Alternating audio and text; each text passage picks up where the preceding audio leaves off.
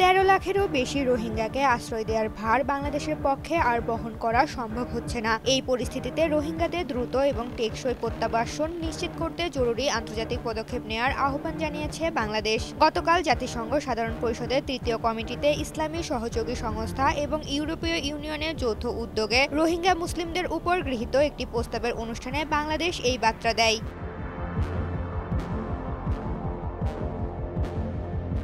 জাতিসংঘে বাংলাদেশের স্থায়ী মিশন আজ এক বিজ্ঞপ্তিতে জানায়, তৃতীয় কমিটির সর্বসম্মতিক্রমে রোহিঙ্গা সংকটের টেকসই সমাধান এবং মায়ানমারে রোহিঙ্গাদের নিরাপদ প্রত্যাবর্তনের জন্য নতুন করে বিশ্বব্যাপী প্রচেষ্টার আহ্বান জানিয়ে প্রস্তাবটি গ্রহণ করেছে। 105টি দেশ এই প্রস্তাবে পৃষ্ঠপোষকতা করছে। প্রস্তাবে রাখাইন রাজ্যে মানবাধিকার লঙ্ঘন এবং রোহিঙ্গাদের উপর চলমান সহিংসতার বিষয়ে গভীর উদ্বেগ প্রকাশ করা হয়েছে। এতে মানবিক প্রবেশ অধিকারের উপর বিধিনিষেধ তুলে নেয়ার এবং মায়ানমারে রোহিঙ্গাদের নিরাপদ ও টেকসই প্রত্যাবর্তনের জন্য আন্তর্জাতিক সংশ্লিষ্টতা ব্যাহত রাখার আহ্বান জানানো হয়েছে।